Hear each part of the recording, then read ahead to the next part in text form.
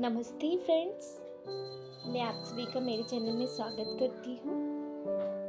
मैंने पहले जो 7 तारीख को सीटेट का पेपर हुआ था, पेपर सेकेंड, उसकी वीडियो अपलोड करी थी। उस वीडियो में एक कमेंट आया था कि जो क्वेश्चंस आए हैं उनके करेक्ट आंसर बताएं। तो आज मैं इस वीडियो में सभी प्रश्नों के सही आंसर बताऊंगी। सबसे पहले मैंने ये वीडियो सीडीपी के लिए बनाया है। सीडीपी के 30 क्वेश्चन के करेक्ट आंसर, जिसे आप मैच कर सकते हैं कि आपने कितना सही करा है, आपने क्या सही किया है।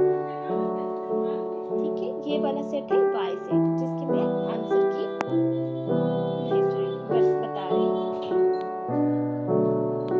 सबसे पहला क्वेश्चन हमारा क्या था सीडीपी का, यानी कि बाल विकास और शिक्षण शास्त्र, यानी कि सीडीपी के सबसे पहला क्वेश्चन हमारा था अभिकथन वाला। पहला अभिकथन वाला ना, ए और आर दोनों ही सही है तथा ए आर की सही व्याख्या करना है।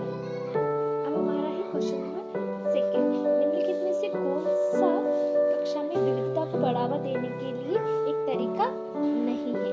विद्यार्थियों की पृष्ठभूमि और संस्कृतियों के आधार पर पूर्वाग्रह के अनुकूल व्यवहार करना। अब आता है क्वेश्चन नंबर थर्ड, देख सकते हैं आप, निम्नलिखित में से अधिगम अक्षमता और इसके कारण होने वाली चुनौती का सही मेल कौन सा है? तो इसका ऑप्शन नंबर 4, लेखन व कल्य सूक्ष्म पेशीय कौशल और वार्तानी को प्रभावित करता है। अब क्वेश्चन नंबर 4 है, स्वलीनता से जूझ रहे विद्यार्थियों को आसानी होती है, किसके लिए होती है? परिचित और पूर्व अनुमय दिनचर्या का पालन करने में। क्वेश्चन नंबर 5 है, प्रतिभाशाली बच्चे के बारे में निम्नलिखित में से कौन सा कथन सही नहीं है? प्रतिभाशाली बच्चों में जिज्ञासा की भावना कम होती है और उनकी कल्पनाशील शक्ति भी कमजोर होती है। तो ये क्या है? ये प्रतिभाशाली बच्चों का गुण नहीं है। तो इसका आंसर होता है सेकेंड। 6 नंबर का क्वेश्चन है, विद्यार्थी द्वारा स्वयं त्रुटि विश्लेषण। तो क्या है इसका आंसर? विद्यार्थियों के लिए अधिगम को स्मृति में बनाए रखने में सहायता प्रदान करता, अपने द्वारा हो रही त्रुटि का विश्लेषण करना, एनालिसिस करना। ठीक है, जिससे कोई भी चीज उसका जो अधिगम है वो अधिक दिमाग में रहेगा, अधिक सम्मिलित अपनी स्मृति में बना रहेगा। तो इसका आंसर है question number second. Question number 7, घोषणात्मक ज्ञान और प्रक्रियात्मक ज्ञान के संबंध में निम्नलिखित में कौन सा कथन सही है? प्रक्रिया, इसका आंसर है फर्स्ट, प्रक्रियात्मक ज्ञान आमतौर पर कार्यविधि उन्मुख होता है। अभी क्वेश्चन नंबर 9, जिन विषय वस्तुओं को मौजूद संगठनात्मक संरचनाओं के विस्तार संशोधन की आवश्यकता होती है, उन्हें सीखने में लंबा समय लगता है और वे लंबी अवधि के लिए स्मृति में बने रहते हैं। इसका आंसर है थर्ड वाला। अब क्वेश्चन नंबर 9 है,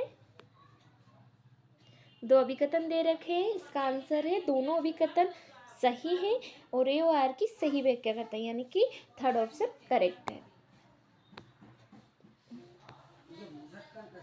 अधिगम के निर्देशित खोज आधारित उपागम विद्यार्थियों को स्वयं के लिए ज्ञान की रचना करने के अवसर प्रदान किए जाते हैं।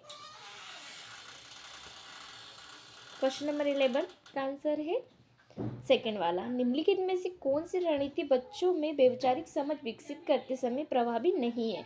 विद्यार्थियों से परिभाषा को जो याद करने के लिए कहना।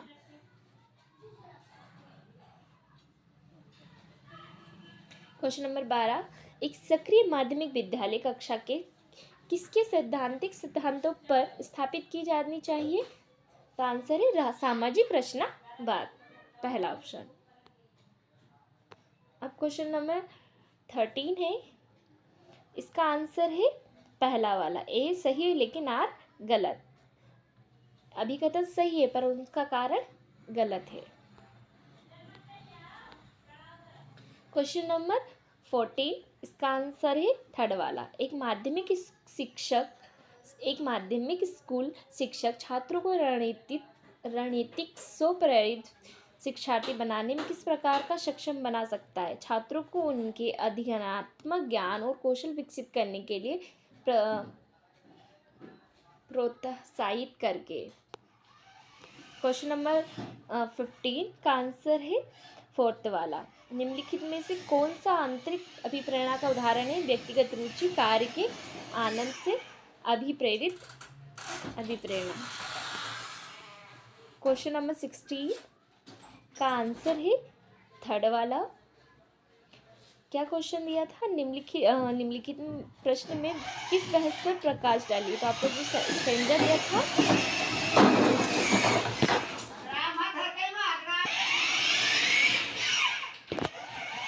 अब क्वेश्चन नंबर है 17, तो इसका आंसर है किशोर अवस्था। किशोर अवस्था के दौरान एक प्रमुख विकासात्मक कार्य व्यक्तिगत, यौन और व्यावसायिक पहचान की खोज है। क्वेश्चन नंबर 18 का आंसर है फर्स्ट वाला, जो ए सही है लेकिन आर गलत है। क्वेश्चन नंबर 19 का आंसर है अमूर्त तर्क। क्वेश्चन नंबर 20 का आंसर है संस्कृति। क्वेश्चन नंबर 21 का आंसर है दंड और आज्ञाकारिक उन्मुखीकरण, बुरे परिणामों से बचाव।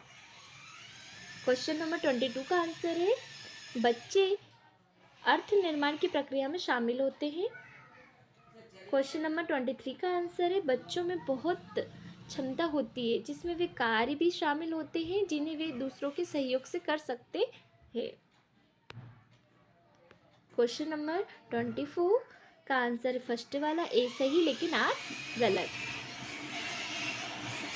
क्वेश्चन नंबर 25 का आंसर है थर्ड वाला, जेंडर रूढ़ियों को तोड़ें।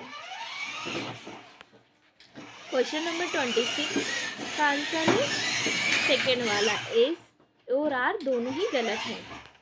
क्वेश्चन नंबर 27 का आंसर है विविधता का सामान्य चित्रण। क्वेश्चन नंबर 28 का आंसर है मानक संदर्भित। क्वेश्चन नंबर 29 का आंसर है